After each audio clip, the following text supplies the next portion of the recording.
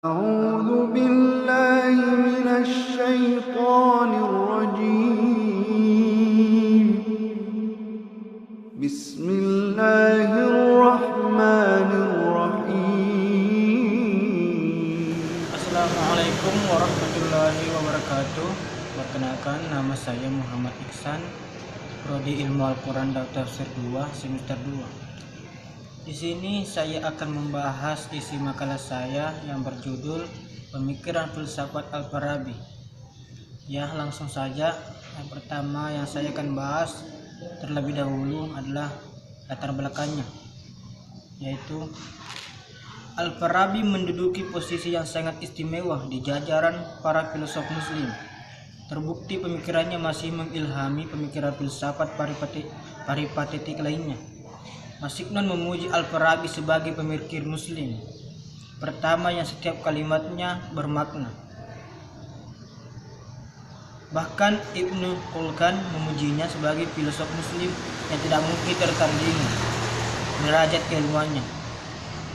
Ia telah berhasil merekonstruksi bangunan ilmu logika atau mantik yang telah diletakkan pertama kali oleh Aristoteles. Bila Aristoteles yang telah berjasa memperkenalkan ilmu logika atau mantik dan mendapat sebutan guru pertama, maka Al-Farabi atas jasa besarnya mengkombinasikan filsafat Plato dan Aristoteles, ia layak disebut sebagai guru kedua atau Al-Muallim Ats-Tsani.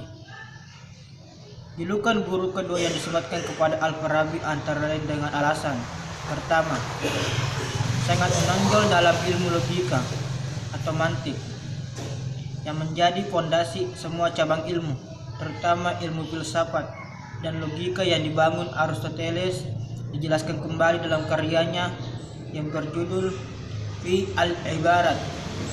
Penguasaannya terhadap ilmu logika dalam usia yang relatif sangat muda, bahkan mampu dia mengumpulnya gurunya, yaitu Abu Bishir Matta bin Yunus, yang kala itu termasuk orang termasyhur di bidang logika di Baghdad.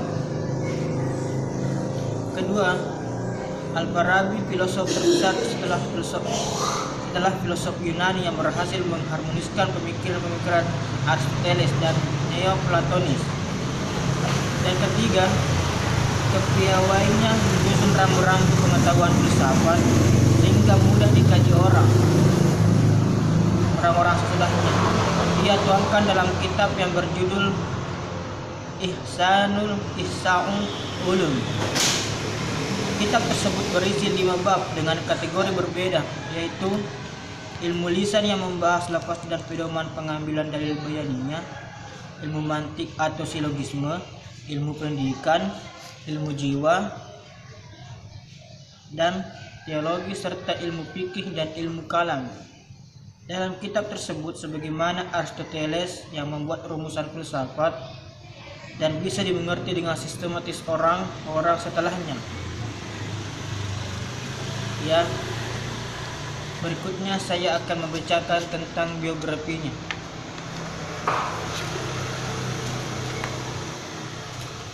Biografi Al-Farabi. Nama aslinya yaitu Abu Nasr Muhammad bin Lakan Ibnu Usalab Al-Farabi, lahir di kota Wesi tahun 259 Hijrah atau 872 Masehi, selisih 1 tahun setelah wafatnya filosof muslim pertama yaitu Al-Kindi. Ayahnya dari Irak, menikah dengan wanita Turki, kemudian ia menjadi perwira tentara Turki. Atas dasar itulah Al-Farabi dinasabkan sebagai orang Turki. Karir pemikiran filsafatnya dalam menjembatani pemikiran Yunani dan Islam, terutama dalam ilmu logika atau mantik dan filsafat, sangat gemilang, sehingga gelar sebagai guru kedua Al-Muallim Ats-Tsani layak disematkan. Diriwayatkan telah belajar logika di Baghdad dari para sarjana Kristen Yohanna Ibnu Haylan dan Abu Bishir Matta. Perlu segera dicatat bahwa Baghdad saat itu termasuk pewaris utama tradisi filsafat dan kedokteran di Alexandria. Pertemuan dan pergumulan pemikiran dengan filsafat Yunani Neoplatonis, Al-Farabi dalam perkembangannya juga tercatat sebagai guru Yahya Ibnu Adi, seorang penerjemah Kristen Nestorian.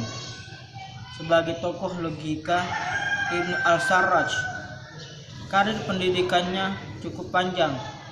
Hingga pada tahun 330 sampai 941 Masehi, Al-Farabi meninggalkan Baghdad menuju Aleppo, kemudian ke Kairo dan menghembuskan napas terakhirnya di Damaskus atau di Suriah. Tepatnya pada bulan Rajab pada tahun 339 Hijrah atau Desember 959 Masehi. Beliau termasuk filosof yang produktif dalam melahirkan berbagai karya tulis, baik berupa buku maupun berupa tulisan esai pendek dan makalah.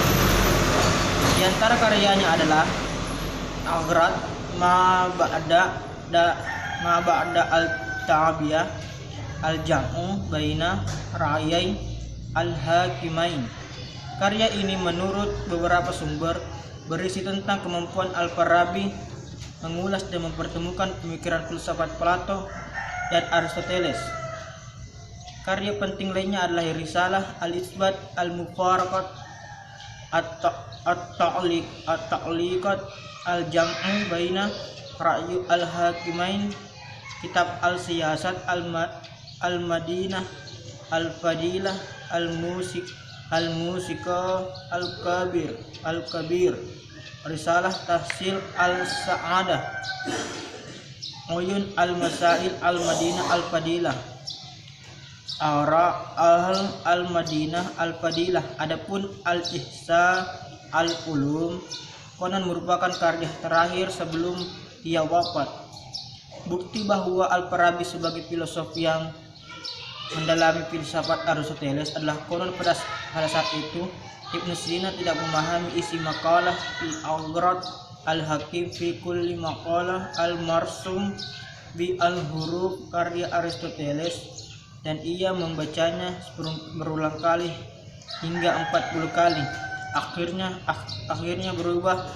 Akhirnya berlabuh pada karya Al-Farabi yang berjudul Tahqiq Gharat Aristotelis fil Kitab Ma Ba'da Al-Tabi'ah, kemudian tersingkap Tabir Gelap, isi pemikiran karya Aristoteles tersebut.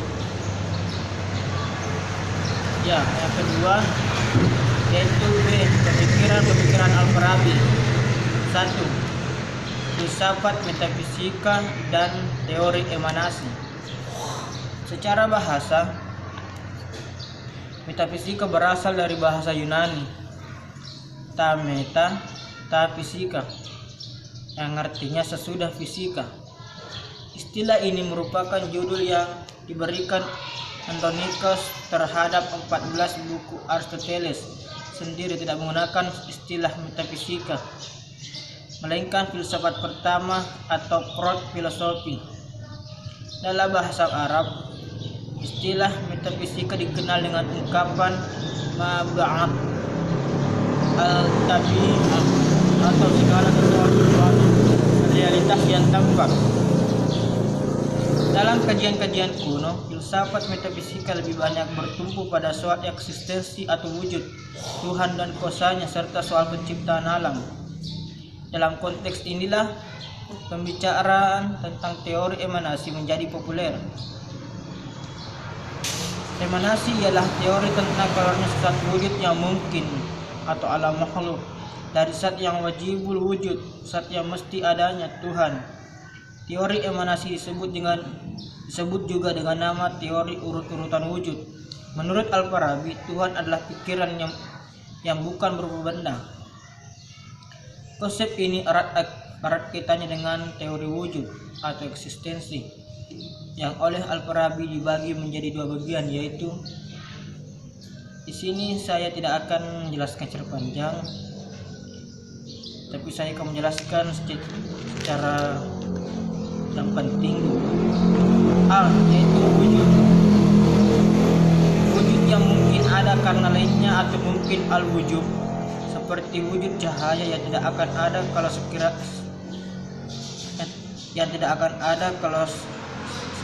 tidak ada matahari. Cahaya itu bagian yang kedua adalah wujud. Wujud yang ada dengan sendirinya atau wajib al-wujud. Wujud ini adalah wujud yang tabiatnya itu sendiri menghendaki wujudnya.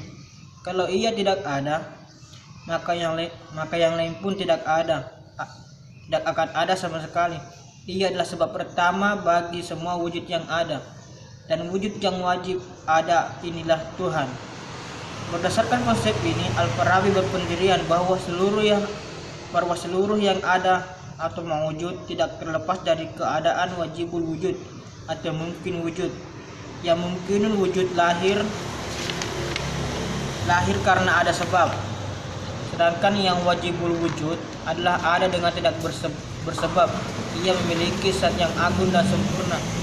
Ia memiliki kesanggupan mencipta dalam keseluruhan sejak asali, sesuai dengan firman Allah dalam surat Yasin ayat 82. Sesungguhnya segala urusannya apabila dia menghendaki sesuatu hanyalah berkata kepadanya, jadilah, maka terjadilah ia. Quran surah Yasin ayat 82. Al-Farabi berpendapat Tuhan sebagai akal berpikir tentang dirinya, dan dari pemikiran ini timbul suatu mawujud lainnya. Tuhan merupakan wujud pertama, dan dengan pemikirannya itu timbul wujud kedua yang juga mempunyai substansi. Bagian yang kedua adalah filsafat kenabian. Filsafat kenabian dalam pemikiran Al-Farabi erat hubungannya dengan agama. Agama yang dimaksud adalah agama samawi atau langit. Dalam agama Islam, Nabi adalah manusia seperti manusia lainnya.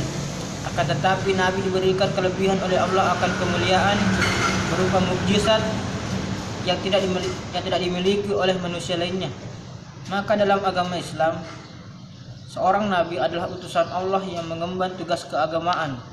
Nabi adalah utusan Allah yang diberikan Alkitab yang dipandang sebagai wahyu ilahi. Oleh sebab itu, apa yang diucapkan oleh Nabi yang berasal dari Allah adalah wahyu dengan ucapan yang tidak keluar dari nafsunya sendiri. Salah satu filsafat Al-Farabi ini menjelaskan eksistensi para nabi yang mempunyai jiwa besar dan membawa pencerahan serta mempunyai kesanggupan untuk berkomunikasi dengan akal faal.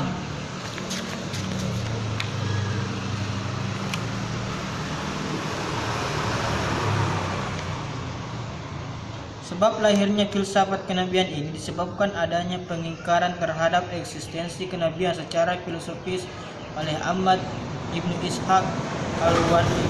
Ia adalah seorang tokoh Yahudi yang membuat karya-karya tentang keingkaran kepada Nabi dan umumnya pada Nabi Muhammad SAW. Di antara kritikan yang digambarkan olehnya adalah: pertama, Nabi sebenarnya tidak diperlukan manusia karena Tuhan telah mengaruniakan manusia akal tanpa terkecuali. Kedua, ajaran agama meracuni prinsip akal. Secara logika tidak ada bedanya tawaf di Ka'bah dan sa'i di bukit Safa dan Marwah dengan tempat lainnya. Ketiga, mukjizat hanya semacam cerita khayal belaka yang hanya menyesatkan manusia. Keempat, Al-Quran bukanlah mukjizat dan bukan persoalan yang luar biasa. Selanjutnya, pendapat Ahmad Ibnu Ishaq Al-Ruwandi, daripada membaca kitab suci lebih berguna membaca buku filsafat Epikurus, Plato, Aristoteles, dan buku astronomi, logika, dan obat-obatan menurutnya. Yang bagian ketiga saya akan membacakan, yaitu filsafat politik. Dalam konteks ini, filsafat Al-Farabi telah lebih mengarah kepada pemikiran Plato, Aristoteles, dan Ibnu Abi Rabi, bahwa manusia adalah makhluk sosial, makhluk yang mempunyai kecenderungan alami untuk bermasyarakat. Hal ini dikarenakan manusia tidak mampu memenuhi segala kebutuhannya sendiri tanpa ada bantuan dari orang lain atau kerjasama dengan pihak lain. Adapun tujuan bermasyarakat itu menurutnya tidak semata-mata untuk memenuhi kebutuhan pokok hidup, tetapi juga untuk menghasilkan kelengkapan hidup yang akan memberikan kepada manusia akan sebuah kebahagiaan tidak saja material tetapi juga spiritual, tidak saja di dunia yang fana ini tetapi juga di akhirat nanti. Tiga pendapatnya ini menyangkut tujuan hidup beragama sebagai seorang muslim di masyarakat. Al-Farabi mengklarifikasikan masyarakat ke dalam dua golongan masyarakat, yakni satu, masyarakat sempurna atau al-mujtami al-kamilah. Masyarakat sempurna adalah masyarakat yang mengandung keseimbangan di antara unsur-unsurnya. Perbedaan hanyalah kalau unsur-unsur masyarakat itu mempunyai kebebasan individual yang lebih besar, maka dalam diri manusia unsur-unsurnya itu lebih dikuasai dan diperintah oleh pusatnya. Dua, masyarakat tidak atau belum sempurna al-mujtami laisa kamilah.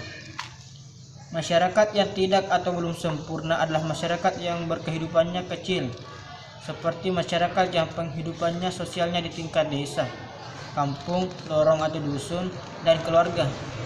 Dalam hal ini, yang kehidupan masyarakat masih jauh dari ketidaksempurnaan adalah keluarga. Fungsi utama dalam filsafat politik atau pemerintahan Al-Farabi ini adalah fungsi kepala negara yang serupa dengan fungsi jantung atau al-qalb di dalam tubuh manusia. Kepala negara merupakan sumber seluruh aktivitas, sumber peraturan, berani, kuat, cerdas, pecinta pengetahuan serta keadilan, dan memiliki akal mustafat yang dapat berkomunikasi dengan akal ke-10, pengatur bumi dan penyampai wahyu.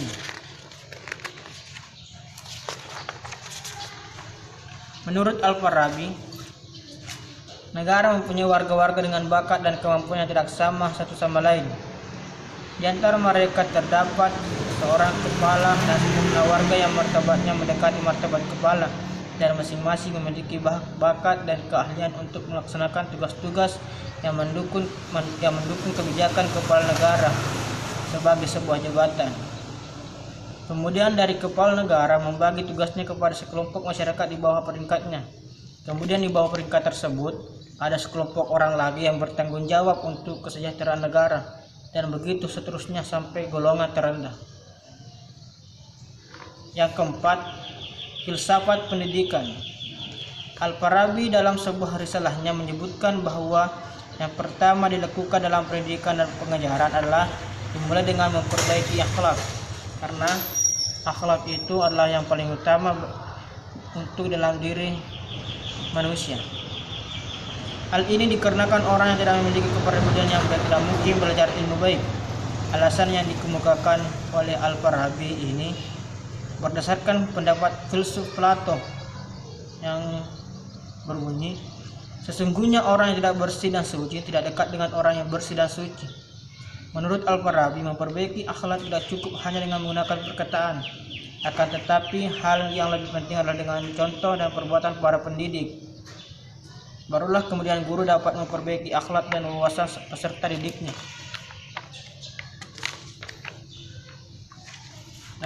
Dan yang terakhir, saya akan membacakan kesimpulannya, yaitu kesimpulannya adalah pertalian pemikiran Al-Farabi sangat erat dengan filsafat Yunani. Oleh karena itu, untuk memahami pokok pikiran Al-Farabi mutlak dibutuhkan menyelami pikiran filsafat Yunani. Al-Farabi adalah sosok filosof muslim yang pengetahuannya mapan, di samping ilmuwan juga alim yang hidup dalam kesederhanaan. Dalam filsafat metafisika, Al-Farabi berpendapat bahwa penciptaan alam ini terjadi secara emanasi atau pancaran Tuhan atau al-fa'id al-ilahi melalui daya akal yang tunggal dan esa, kekal, abadi yang disebut akal murni, kemudian menjadi alam raya yang beraneka ragam. Proses emanasi berhenti pada akal ke-10 yang dinamai akal fa'al. Pada akal ke-10 ini tidak lagi beremanasi karena daya kekuatan akalnya melemah. Ya, cukup sekian dari penyampaian dari isi makalah saya. Saya akhiri dengan ucapan wassalamualaikum warahmatullahi wabarakatuh.